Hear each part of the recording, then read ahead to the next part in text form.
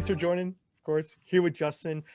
Just dropped some pretty exciting financials. I want to let people know we're going to do a financial video. It won't be this one. We're going to do more of an industry. We want to give people time to ask questions, any feedback, and we'll go over it in kind of a Q&A financial video next week. But Justin, you want to quickly give the very high level, I guess, and then we'll go into more of an industry like video? Yeah, totally. So our Q1 2021 earnings have just come out and been released.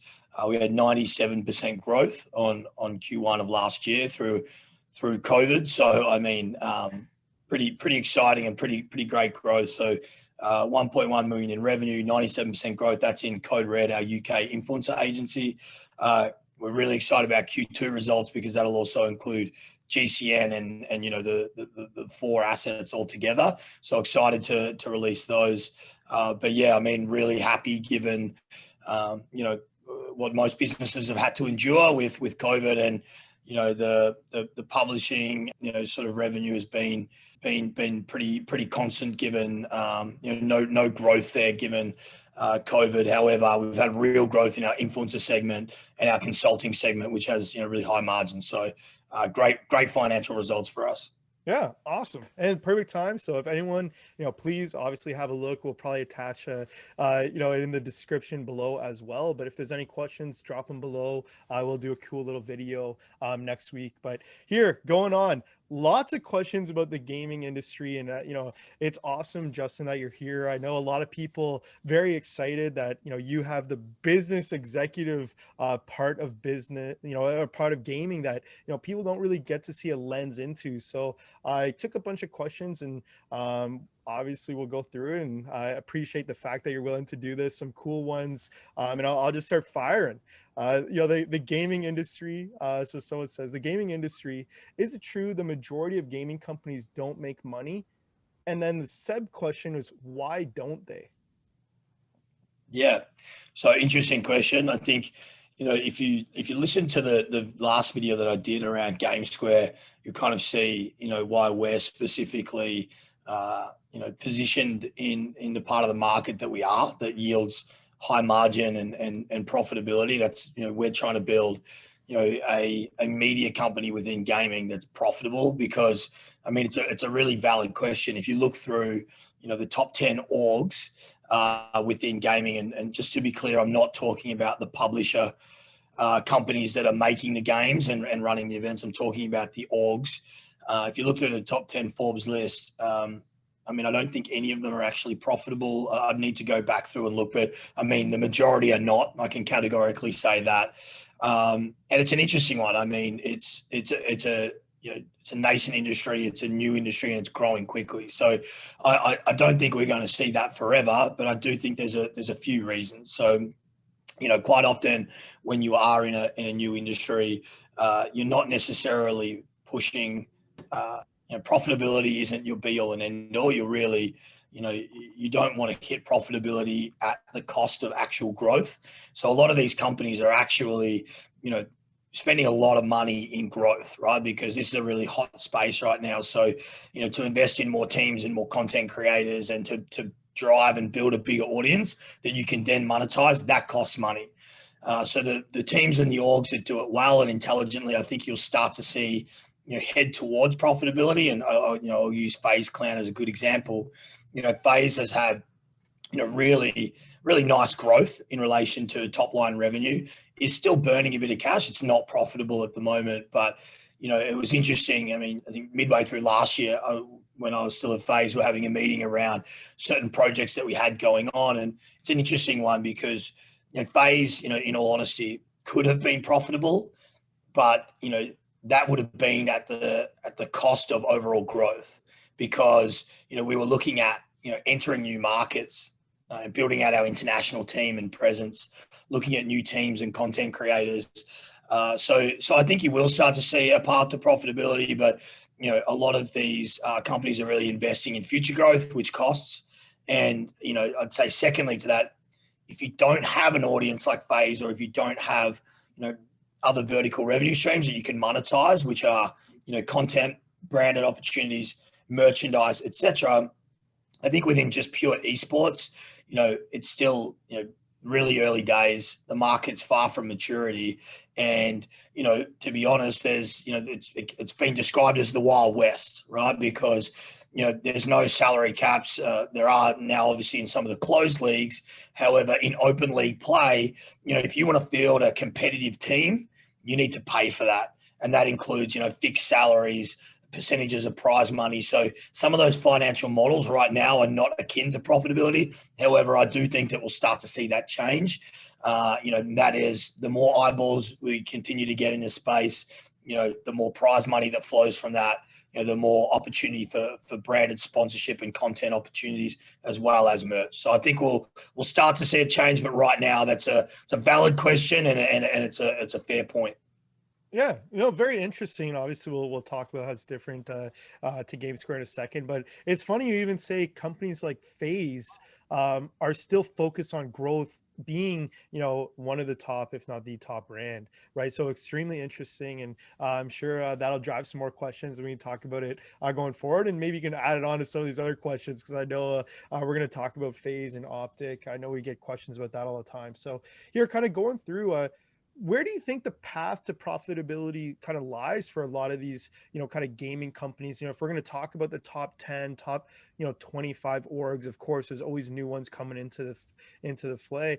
Give me what you think is the path to profitability for these teams. Yeah, for sure. So I think content, and that's why, you know, uh, again, going back to GameSquare, that's why we're positioned the way that we are, as in trying to build out our agency business. We see gaming really as the new form of entertainment, and I'll use a few examples in a minute, but we really do see the future of gaming as a real content play, and the integration of content with brands. So having brands be able to reach this end audience, which is a huge audience. Now, there's so many opportunities within that, and obviously the kids are growing up consuming content through the internet and browsers rather than TV and radio, which was the more traditional forms of media in the way that you and I grew up, Jason. But there's plenty of opportunities here for innovation within content, right? You have live streams, and some of the biggest gamers that are gaming from their bedroom on a Tuesday night, and they have thousands of concurrent viewers. So when I talk about content, it's probably not in the traditional form, but I see the future of monetization of gaming as really a big content play. And I think you'll start to see media businesses, agency businesses continue to grow within this space, especially as brands continue to see the value in trying to reach this audience. And so in terms of examples of that, I mean, I would look at what the WWF or WWE, the wrestling was, years ago, and even a more recent example being the UFC. Now, very different products, but both at the heart of what they are, and how they actually monetize is really through content and becoming a content lifestyle business. And I see that as being the huge area for monetization within this space. Not to say that team-based orgs won't be profitable in the future, but I do think that that's a longer road to pave in terms of getting to profitability within orgs, and not necessarily taking the traditional sport model where you're trying to fill stadiums and trying to win tournaments. I think there's much more of a content play here, given the connectivity globally, the amount of time that people are connected, and the ease of being connected through digital, and the digital world we live in. I think the future of this space is really built around content. Yeah, very interesting. We talk. I'm sure we could talk about some of the innovation of game, like I say, live streaming. Incredible. Telling someone that hey, you can watch Ninja with 100,000 other people. Play Fortnite. Whatever a couple years ago. Hey, that's pretty surreal for a lot of the kind of older generations. A lot of these bigger brands, and like you said, Tuesday nights. It's just hey, yeah, he's just doing his thing. So pretty interesting. We'll talk about kind of the innovations the industry's seen maybe in another video, as I'm thinking if anyone has any questions or things they've seen change in gaming that we could touch on, that would be pretty cool. I'm kind of going forward. So here someone had, when people hear gaming they think Phase or Optic. um do you want to give a, I know we're talking content already, but do you want to give a deeper dive and more info about how these business models work? And then we'll kind of talk about the integration of GameSquare. Totally. So I think maybe 2 years ago that might have been a fair statement. I don't think that that's necessarily true anymore. They've definitely been two of the bigger orgs, driving a lot of growth over the past few years. However, you have Team Liquid and Yeah, TSM and 100 Thieves and plenty of others in there now, which for sure. I think is only good for the industry. I mean, having that competition is great. I think FaZe is slightly different to a few of the other orgs, and I'll kind of talk to both. 100 Thieves, I'd say, is probably the most similar to FaZe Clan in terms of a real focus on content creation and influencers, as Yeah, well as your hardcore gamers and esports players. So I'll give you FaZe for an example. FaZe has an esports business, and I draw sort of a bucket around the esports business. Your financial model there is, again, akin to more traditional sports. You have fixed contracts for players, you have prize money, they're traveling the world to compete in tournaments. The second part of FaZe is real content creation influencer business, where they have gamers and guys that are built out of gaming, but not all of them are even gamers anymore. They've become lifestyle celebrities, and they're monetizing through YouTube and other forms of content. And that's a big part of the FaZe business. And the FaZe brand is also then looking to bring in young athletes and celebrities and hip hop artists that fit within the brand that are also gamers that create content. So you'll see, a lot of sort of cross collaboration there, and you'll see Ben Simmons and Offset and Little Yachty and Nigel Houston and guys like that representing FaZe Clan and creating content and gaming. So that's the second sort of bucket there. And the third bucket, I think, with FaZe is really their merch business. I mean, FaZe Clan's been able to build an amazing lifestyle brand within gaming, and because of that, they've been able to do collaborations with Champion and Supreme and these big names, and really create this sort of cool streetwear merch brand in its own right. So I think FaZe could be looked at a little bit as a bit of an anomaly because of the audience and how many eyeballs and followers they have, and I think that's because they were first to market in building out the content piece of their business, and first to market in saying, hey, we're gamers and it's cool. And I think that resonated with a lot of people.